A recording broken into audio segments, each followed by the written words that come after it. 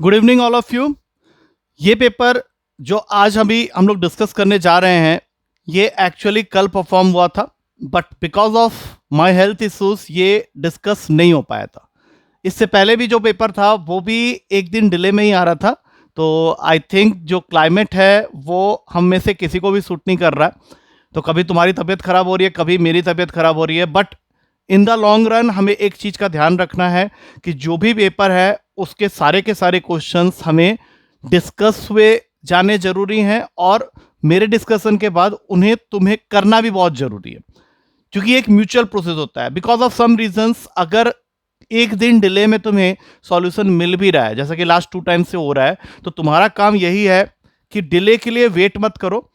First तुम खुद ही try कर लो, क्योंकि ज़्यादातर होता क्या है कि पेपर के समय तुमसे क्वेश्चन नहीं बनते हैं, बट पेपर हो जाने के बाद जब तुम उसको दोबारा करने बैठते हो, तुम्हें से बहुत सारे बच्चे उसको दोबारा करने बैठते हैं, तो मोस्टली क्वेश्चन हो जाते हैं। तो अगर मान लो किसी कारण से एक दिन डिले में तुम्हें सॉल्यूशन मिला लास्ट 2 पेपर्स का, तो तुम्हारा काम यही था कि तुम उसको बैठ के सॉल्यूशन कर लेते। तो आज भी ऐसा ही हो रहा है। ये पेपर एक्चुअली कल हुआ था, but because of my health issues ये अपलोड नहीं हो पाया, तो आज मैं इसको अपलोड कर रहा हूँ। आज मैं इंस्टीट्यूट नहीं गया था because of that same health issues, तो आज कोई पेपर कंडक्ट नहीं हुआ है। तो ये जो भी डिस्कशन हो रहा है ये कल के पेपर का ही हो रहा है।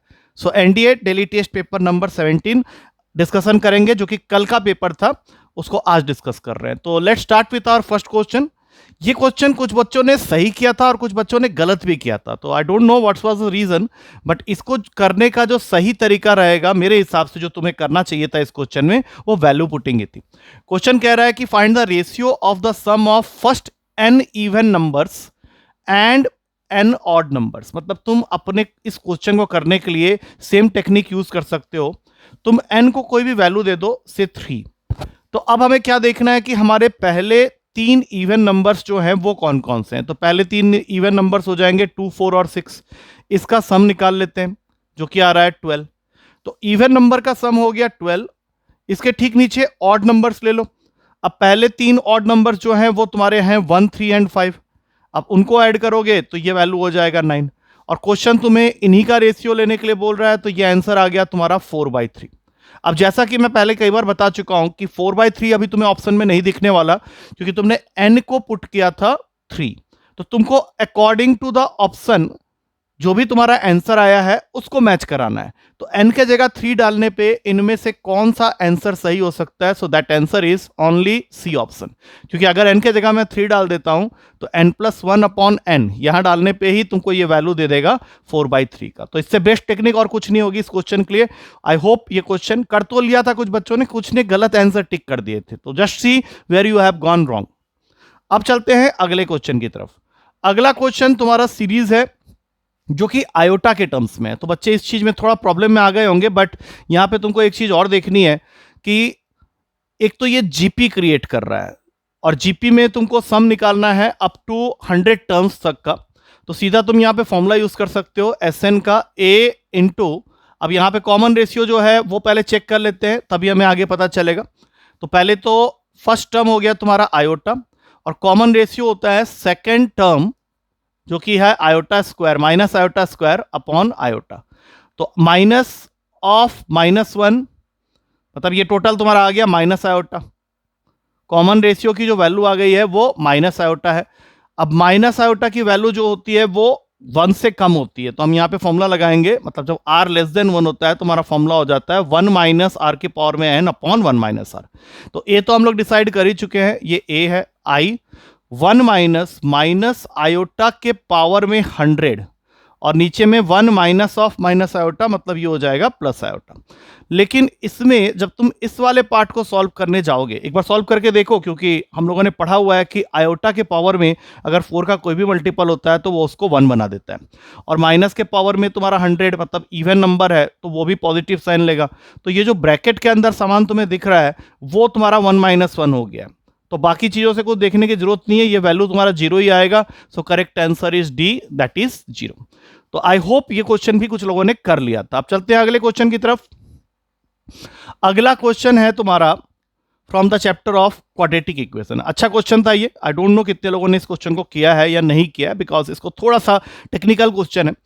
क्वेश्चन क्या कह रहा है कि if the sum of the roots of this quadratic equation, देखो क्वाड्रेटिक इक्वेशन के क्वेश्चन में मैंने कई बार बोला है कि जब भी रूट्स का जिक्र होगा तो तुम उसको अल्फा और बीटा ही ले लो, और दो बातें हमेशा लिख लिया करो, एक तो उनका सम जो कि इस क्वेश्चन में हो जाएगा alpha plus beta that is minus B by ए, और एक उसका product that is alpha into beta that is C by A. अब क्वेश्चन के मेन कंडीशन को पुट करते हैं। कंडीशन क्या कह रहा है कि if the sum of the roots of the equation is equal to sum of the squares of their reciprocal. तो अगर इतना इंग्लिश तुम्हें आता है तो तुम आराम से इसको लिख सकते हो कि वो तुमको कह रहा है कि सम जो है रूट्स का that is equals to sum of the squares of their reciprocal. ये कंडीशन तुमको गिवन है, और उसके अंदर में तुम्हें ये कंडीशंस को पुट करके फाइनली ये बताना है कि b square by a c plus b c by a square की जो वैल्यू होगी वो किस के साथ इक्वल होगी। यहाँ पे कुछ ऑप्शंस तुम्हें दिख रहे होंगे, तो लेट्स स्टार्ट सॉल्विंग इट।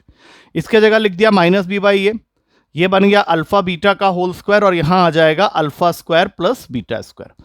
तो माइनस बी बाई ए को रहने देते हैं, इसका फॉर्मूला हमने पढ़ा था अल्फा प्लस बीटा का whole square minus 2 alpha beta upon alpha beta का होल स्क्वायर। अब तुम यहाँ पे सारे वैल्यूज जो तुमने यहाँ निकाले हुए हैं सम और प्रोडक्ट के यहाँ पुट कर दो।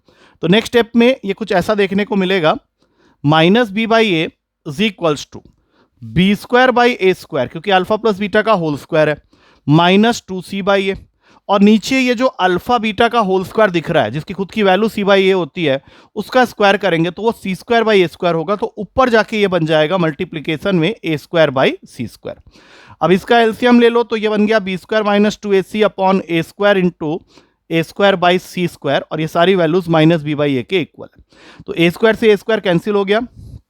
अब क्रॉस मल्टीप्लीकेशन कर दो तो तुम्हारे पास में फाइनली आ रहा है minus B C square is equals to A B square minus 2a square C. बस यहां पे आके रुक जाओ, यहां पे आके रुक जाओ। क्यों बोला मैंने? क्योंकि हमें एक बार जरूर देखना पड़ेगा कि हमें चाहिए क्या। हमें चाहिए b square by a c plus b c by a square. तो यहां जितने भी पॉजिटिव टर्म्स बना सकते हो उतने बना लो। तो मैं स्टेप के बाद यहां जंप कर रहा हूं, ध्यान से देखना। मैंने 2a स्क्वायर सी को यहां भेज दिया है और बाकी दोनों को इधर ले आएंगे, a B square plus b C square. अब दोनों साइड को डिवाइड कर दो ए स्क्वायर सी से। जैसे ही तुम ये काम करोगे तुम्हारा आंसर तुम्हारे सामने होगा, क्योंकि इधर तो 2 ही आ गया, इसमें से एक कैंसिल हो जाएगा तो बी स्क्वायर बाई ए सी बचेगा, और इसमें से एक सी कैंसिल हो जाएगा तो ये b c by a square बचेगा। अब जरा ध्यान से देखो, क्या यही हमें पूछा गया था? यस, एग्जैक्टली यही पूछा गया था, b square by a c plus b c by a square, और आंसर हमारा आ चुका है 2, that is correct answer is a option. मैं मानता हूं ये क्वेश्चन थोड़ा सा टेक्निकल रहा होगा कुछ बच्चों के लिए, नहीं पहुंच पाए होगे, but then you have to practice this type of question also. अब चलते हैं अगले क्वेश्चन की तरफ। अगला question cube roots of unity का क्वेश्चन है, जिसमें तुम चाहो तो वैल्यू पुटिंग यूज कर सकते हो। मतलब ये क्वेश्चन है, मैंने वैल्यू पुटिंग ही यूज की है। रीजन बिहाइंड दैट इज कि तुम्हारे क्वेश्चन में एबीसी अननोन है, और उसके लिए उसने एक कंडीशन यहां तुम्हें दे दिया है कि ऐसे एबीसी की वैल्यूज ले लो जिससे कि वो क्या दे दे तुमको, ए प्लस बी प्लस सी 0 दे दे। तो मेरे दिमाग में जो सबसे पहली वैल्यू आई थी वो आया था A3 B3 और सी की वैल्यू -6। अब इनको जरा ऐड करके देखो तो ये सम तुम्हारा -0 का बन रहा है, तो पुट कर दो। तो ये बन गया 3 + 3 ओमेगा -6 ओमेगा स्क्वायर का होल क्यूब, और यहां पे बन गया 3 + 3 ओमेगा स्क्वायर -6 ओमेगा का होल क्यूब। बस इसको सॉल्व करना है, और इसके लिए हमारे पास प्रॉपर्टीज ऑलरेडी है। तो सबसे पहले क्या करो, इन दोनों में से 3 कॉमन ले लो। तो अंदर आ गया 1 + ओमेगा -6 ओमेगा स्क्वायर पूरे का होल क्यूब, और इन दोनों में से अगेन तुम 3 कॉमन ले लो। तो अंदर आ गया 1 + ओमेगा स्क्वायर -6 ओमेगा पूरे का होल क्यूब। अब हम लोग सबको पता है कि 1 + ओमेगा स्क्वायर 0 होता है, तो उस हिसाब से 1 + ओमेगा की वैल्यू हो जाएगी -ओमेगा स्क्वायर। तो टोटल आ गया -3 ओमेगा स्क्वायर, और यहां से -6 ओमेगा स्क्वायर पूरे का होल क्यूब। और सेम उसी तरीके से 1 + ओमेगा स्क्वायर माइनस ओमेगा होगा, तो यहां से -3 ओमेगा -6 ओमेगा का होल क्यूब। तो दोनों से ही तुम्हारा क्यूब जो बन रहा है -9 का बन रहा है, जो कि -729 होता है, और ओमेगा स्क्वायर का क्यूब -6 होता है, जो कि 3 का मल्टीपल है, तो वो 1 हो जाएगा। तो यहां से भी -729 मिलेगा, यहां से भी -729 मिलेगा, और टोटल वैल्यू आ जाएगी -1458। अब तुम बोलोगे सर ऑप्शन में तो ये आंसर है ही नहीं, तो वो होगा भी नहीं क्योंकि हमने एबीसी को वैल्यू लेट करवाया था। तो तुमको ऑप्शन चेक करना पड़ेगा। सबसे पहले फर्स्ट ऑप्शन ही चेक कर लेते हैं, 27 ABC। अब एबीसी को अपनी ओरिजिनल वैल्यूज जो हमने लेट किया है वो पुट करवा दो, 3 into 3 into -6 and you will find कि इसको मल्टीप्लाई करके -1458 ही आ रहा है। तो ऑब्वियस सी बात है कि यही तुम्हारा करेक्ट आंसर होगा, so we will go with a option, a is the correct answer. अब चलते हैं अगले क्वेश्चन में। ट्रिग्नोमेट्री का क्वेश्चन था, इसमें करेक्शन है, वो मैंने क्लास में बता दिया था, बट इस पीडीएफ के अंदर मैंने चेंज नहीं किया है, तो मैं एक बार करेक्शन बता देता हूं। क्वेश्चन में यहां tan 2 थीटा ना होके ये है tan स्क्वायर थीटा। मतलब क्वेश्चन है कि tan square theta equals to 2 tan square 5 + 1। अब ऐसे क्वेश्चन को मैं कभी फॉर्मूला से नहीं सॉल्व करता, भले ही क्वेश्चन में कुछ भी पूछा हो, मैं इसमें यूज करता हूं वैल्यू पुटिंग मेथड। अब वैल्यू पुटिंग इस क्वेश्चन में कैसे करना है जरा ध्यान से देखो। सबसे पहले थीटा को सबसे इजीएस्ट एंगल जो tan का होता है वो पकड़ा दो 45, तो इससे तुम्हारा लेफ्ट हैंड साइड हो गया 1 के इक्वल, और राइट हैंड साइड में अब तुमको 1 लाने के लिए इस टर्म को तो गायब ही करना पड़ेगा, तो इसको गायब करने के लिए 5 की जगह डाल दो 0 डिग्री, तो ये भी 1 हो गया। अब तुम्हारे पास ऑलरेडी थीटा और फाई दोनों की वैल्यू आ चुकी है। अब इसको यूज करो जो भी तुम्हें पूछा गया वहां पे, तो cos 2 थीटा मतलब cos 90 डिग्री हो जाएगा, और sin फाई को 0 लिया था तो sin स्क्वायर 0 डिग्री। अब जरा देखो cos 90 भी 0 होता है, sin 90 भी 0 होता है, तो करेक्ट आंसर इज 0, भी ऑप्शन में अवेलेबल है। अब देखो इन क्वेश्चंस को करते समय ये जरूर देख लेना कि अगर तुम वैल्यू पुटिंग यूज करना चाह रहे हो तो तुम्हारे ऑप्शन में जो आंसर होने चाहिए वो न्यूमेरिकल फॉर्म में हो, तो ज्यादा चांसेस है कि वैल्यू पुटिंग से तुम्हारा आंसर आ जाएगा, और अगर नहीं तो then you have to go for formula method. I hope ये समझ में आ गया होगा और बहुत बच्चों ने कर भी लिया होगा। अगले क्वेश्चन में चलते हैं। अगला क्वेश्चन प्रॉपर्टीज ऑफ ट्रायंगल का है। ये वो चैप्टर होता है जिसको बच्चे अधिकतर छोड़ देते हैं, बट मैंने कई बार ये चीज बोली है कि जितना मैंने क्लास में करवाया है अगर तुम उतना भी कर लो तो क्वेश्चन तुम बना सकते हो। अब जैसे इस क्वेश्चन में ही देखो, तुमको एक ट्रायंगल के एक साइड के बारे में और उसके करस्पॉन्डिंग एंगल के बारे में जानकारी दी हुई है, मतलब B is 2 angle B is 30 degree. तुमको फाइंड करना है एरिया ऑफ सर्कम सर्कल, और एरिया ऑफ सर्कम सर्कल का मतलब है तुमको सर्कम रेडियस निकालना पड़ेगा। इसके लिए मैंने तुम लोग को फॉर्मूला दिया था क्लास में, a/2 sin a is equals to b/2 sin b is equals to c/2 sin c। इसके अलावा मैंने एक और फॉर्मूला भी दिया था, बट उसकी जरूरत इस क्वेश्चन में नहीं पड़ेगी क्योंकि जो डेटा है उसके अकॉर्डिंग ये मेरे लिए काम कर जाएगा। तो सबसे पहले capital R that mean circum radius निकाल लेते हैं, 2/2 sin 30 डिग्री। साइन 30 डिग्री की वैल्यू होती है 1/2, तो जब तुम इसको सॉल्व करोगे तो capital R that mean circum radius की वैल्यू आ गई 2 सेंटीमीटर। अब अगर सर्कम रेडियस तुमको मिल चुका है 2 सेंटीमीटर, तो एरिया ऑफ सर्कम सर्कल का फॉर्मूला बन जाएगा पाई R स्क्वायर। पाई यहाँ पे है, R की वैल्यू 2 आई थी तो 2 का स्क्वायर 4, आंसर आ गया तुम्हारा 4 pi, and that is available in C option. मेरे हिसाब से बहुत ही सिंपल क्वेश्चन था ये उनके लिए जिनको फॉर्मूला पता है। अगला क्वेश्चन तुम्हारा अच्छा क्वेश्चन है, ट्रिकी क्वेश्चन है, थोड़ा सा ध्यान से करेंगे इस क्वेश्चन को। हाइट एंड डिस्टेंस का क्वेश्चन है और ये थोड़ा सा डायरेक्शन सेंस की तरफ मूव करवा रहा है तुमको, नॉर्थ साउथ ईस्ट वेस्ट, इतना तो तुम्हें भी मालूम है। और यहां पे रख लेते हैं ओ पॉइंट को। अब क्वेश्चन क्या है, the angle of elevation of a tower from a point A due south of it. Suppose कर लेते हैं कि ये तुम्हारा टावर है ओपी, और तुमने साउथ से एक पॉइंट लिया है और वो पॉइंट से इसका टॉप जो एंगल सबटेंड कर रहा है वो तुम्हारे क्वेश्चन में दे रखा है 30 डिग्री। दूसरी चीज, and from a point b due west, ये वेस्ट है तुम्हारा, यहां से तुम जब एंगल देख रहे हो तो यही एंगल बन जा रहा है 45 डिग्री का। अब क्वेश्चन में हाइट ऑफ द टावर तुम्हें गिवन है दैट इज 100 मीटर, जो कि ओपी होगा, इस फिगर में तुम देख सकते हो। ये डिस्टेंस तुमको 100 मीटर का दिया हुआ है और तुम्हें फाइंड करना है ए बी के बीच का डिस्टेंस। तो सीधी सी बात है, ये 90 डिग्री है, अगर मैं किसी तरह से OA और OB निकाल लूं तो काम बन जाएगा। तो जरा ध्यान से देखना उस ट्रायंगल में, मैं दिखा रहा हूं उस ट्रायंगल को, इन ट्रायंगल OAP। अब ये सीधा खड़ा होगा, मतलब 90 डिग्री पे खड़ा होगा, तो तुम यहां पे सीधा यूज कर सकते हो cot 30 degree is equals to OA upon OP, क्योंकि इस एंगल के हिसाब से this is base and this is perpendicular, क्योंकि 90 यहां पे बन रहा है तुम्हारा। तो cot 30 की वैल्यू √3 होती है, OA ऑलरेडी गिवन है तुमको 100, एक सेकेंड, OA अपॉन OP है ना, ठीक है कोई दिक्कत नहीं है। cot 30 की वैल्यू √3 होती है, तो यहां से आ जाएगा OP, हमें क्या निकाल, अच्छा OA निकालना है, सॉरी OA की वैल्यू 100 नहीं दे रखी है, इसको काट दो यहां से, ये बन गया OA अपॉन 100 और यहां से OA की वैल्यू आ गई 100√3। आई थिंक माइन्यूट सा कैलकुलेशन है, तुम समझ में गया आगे, मैंने उल्टा लिख दिया था। अब दूसरा ट्रायंगल ले लो यहां से, इन ट्रायंगल OBP। अब ओबीपी ट्रायंगल लोगे तो ये तुम्हारा परपेंडिकुलर का काम कर रहा है 100 मीटर। सेम कंसेप्ट से चलो इसमें भी यहां पे लिख लो cot 45 degree is equals to OB upon OP। अब फिर से वही चीज है, cot 45 1 होता है और OP की वैल्यू तुम्हें 100 दे रखी है, तो OB आ गया तुम्हारा 100 का। अब देख लो यहाँ पे OA आ गया है 100√3, OB आ गया है 100, तो ये दोनों तो 90 डिग्री ट्रायंगल फॉर्म कर रहे हैं, तो AB हाइपोटेनियस का काम करेगा, that is equals to under root का OB square plus OA square.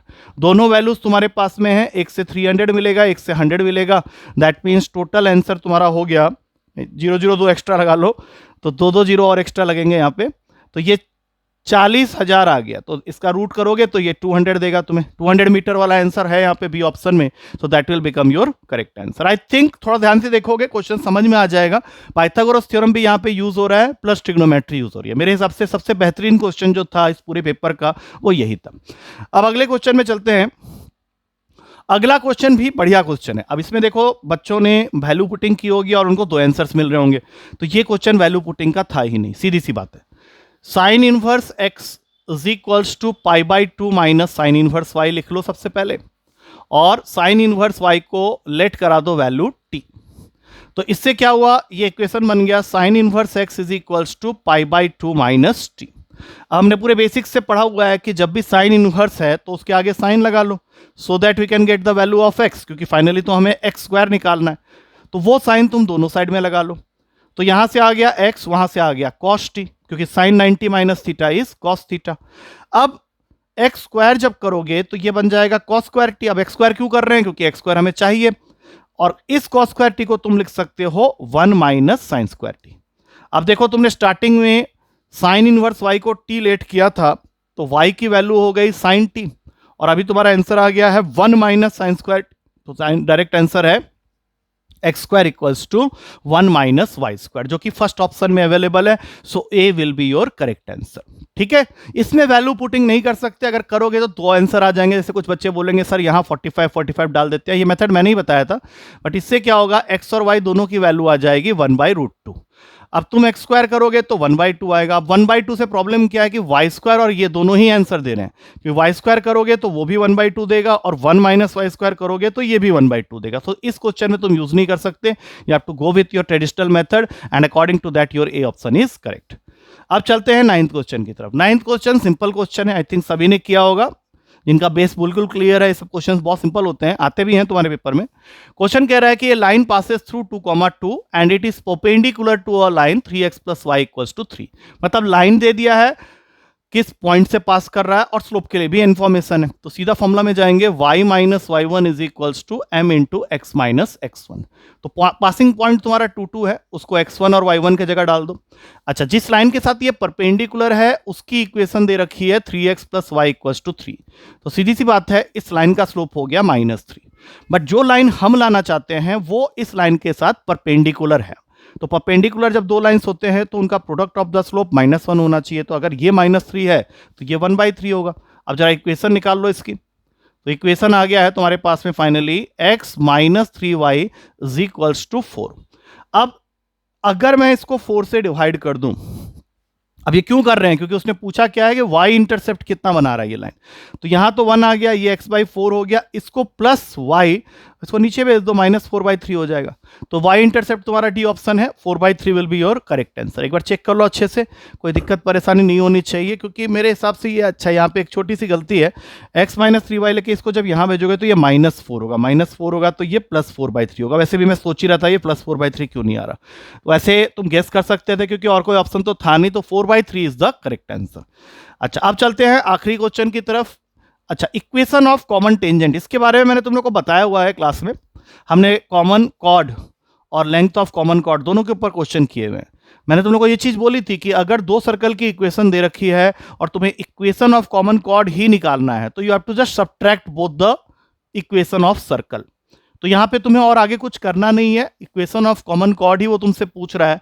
तो जो भी 2 इक्वेशंस हैं उनको लिख लो एक दूसरे के ऊपर नीचे और आपस में सब्ट्रैक्ट कर दो।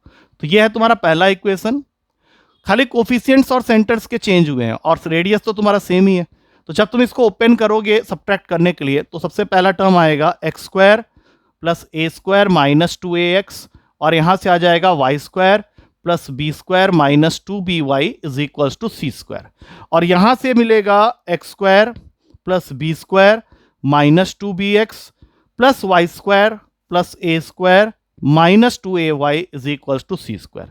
कॉमन कॉर्ड की इक्वेशन दोनों को सब्ट्रैक्ट करके मिल जाती है, तो अब इसको सब्ट्रैक्ट कर देते हैं। Minus minus plus minus minus plus minus, ये गया, साथ में ये भी गया और साथ में ये भी गया। बचा क्या? तो यहां से बचा ए स्क्वायर माइनस बी स्क्वायर, इसमें से x कॉमन ले लें तो 2b माइनस 2a x के साथ में है, यहां से आएगा B square minus a square, और इसमें से अगर y कॉमन ले लें तो ये बन जाएगा 2a minus 2b is equals to 0। अब जरा ध्यान से देखो कि तुम्हारे पास में फाइनली आया क्या है। A square minus a square ये तो कैंसिल हो गया, b square minus b square ये भी कैंसिल हो गया। तो दोनों में अगर ध्यान से देखें तो अगर मैं यहां से माइनस का साइन कॉमन ले लूं तो ये बन जाएगा 2a minus 2b into x, और ये तो ऑलरेडी बना ही हुआ है 2a minus 2b into y, and net total is 0। तो अब दोनों में से 2a माइनस 2b कॉमन ले लो, अंदर बच जाएगा y minus x equals to 0। अब जरा ध्यान से देखो, ये टर्म कहीं भी ऑप्शन में नहीं है तो इसको तो नीचे ही भेज दो, तो तुम्हारे पास में जो फाइनली बच गया वो पहला ऑप्शन है, क्योंकि तुम्हें दिख रहा होगा y minus x equals to 0 है, that can be also written as x minus y equals to 0। So correct answer is a. I hope with this we come to the end of the discussion of this particular paper discussion, जो कि मेरे हिसाब से एक बहुत ही standard paper था। तो go through with the solutions, जो कि तुम लोग शायद अभी तक कर चुके होगे क्योंकि ऑलरेडी डिले हो गया होगा। तो जो क्वेश्चन तुम्हें नहीं आते हैं उनको जरा एक बार जरूर देख लेना। अच्छा, कल मैंने तुम लोग को एक चीज़ बोली थी कि जो इस तरह से हम लोग टीचर, मतलब स्पेशली मैं तुम्हारे लिए अलग से वीडियोज़ और ये सब बना रहे हैं। तो वैसे तो मैं कभी बोलता नहीं, लेकिन चूंकि थोड़ा सा कंपटीशन है, सारे टीचर्स आपस में लड़ भिड़ रहे हैं किसके टीआरपी ज़्यादा है, ये वो, मैं उसमें पढ़ना तो नहीं चाहता, but then if I am making such type of videos for you people by taking extra effort, क्योंकि ये मुझे किसी ने बोला नहीं है करने के लिए, तो बिकॉज इस तरह की काम सब लोग कर रहे हैं तो definitely I should be also giving my best to my students. तो ये सोच के ये वीडियोस बनाए जाते हैं, चाहे वो CDS के हों, NDA के हों, फाउंडेशन कोर्स के हों। तो ये सब का पीछे जो मेन मोटिव है मेरा, वो TRP कमाना नहीं है, वो तुम्हारा प्यार मोहब्बत थोड़ा बहुत मिलता रहे मुझे, तो मेरे लिए भी मोटिवेशन का काम करता है। जैसे तुम्हारे पेपर्स जब मैं लेता हूँ तो usually I keep prize money for you people, just to motivate कि तुम पढ़ाई करो और उन प्राइज मनी को जीतने की कोशिश करो। तो जिस तरह तुम्हारे लिए बहुत मुश्किल है वो काम करना कि तुम प्राइज मनी जीत सको, उसी तरह से मेरे लिए भी बहुत मुश्किल है कि सभी के साथ कंपटीशन कर पाना। तो मैं इस कंपटीशन में कहीं नहीं हूँ, but I just need the love and affection from your side, motivation from your side. और एक टीचर के लिए जो मोटिवेशन सबसे बेस्ट होता है वो उनके बच्चों के कमेंट से ही मिलता है। बच्चे इस वीडियो को देखें, लाइक करें, कमेंट करें। मैं शेयर करने के लिए नहीं बोल रहा हूँ, बिकॉज वो फिर अगेन पब्लिसिटी हो जाएगी। मैं चाहता हूँ कि जितने बच्चे हमसे जुड़े हुए हैं वो इन वीडियोस को जरूर देखें, और ये वीडियोस मैंने वैसे भी फ्री ऑफ कॉस्ट ही डाला हुआ है यूट्यूब के अंदर में। तो कोई भी बच्चा अगर इसको देख के अपने आप को बेनिफिशियल इनको लगता है कि उनका यस कुछ इंप्रूवमेंट हो रहा है, उन्हें कुछ सीखने को मिल रहा है हर दिन, तो definitely they are also welcome to like and put some comments on this video. ठीक है, चलो, मैं इसके लिए किसी को फोर्स नहीं करता, इट्स ऑल योर विश। तुम करना चाहो तो कर सकते हो, ना करना चाहो तो सिर्फ देख के नॉलेज गैदर कर सकते हो। It's not a compulsion from my side. चलो ठीक है, दैट्स इट फॉर टुडे। कल मिलते हैं with the next paper discussion. Till then take care and thank you to all of you.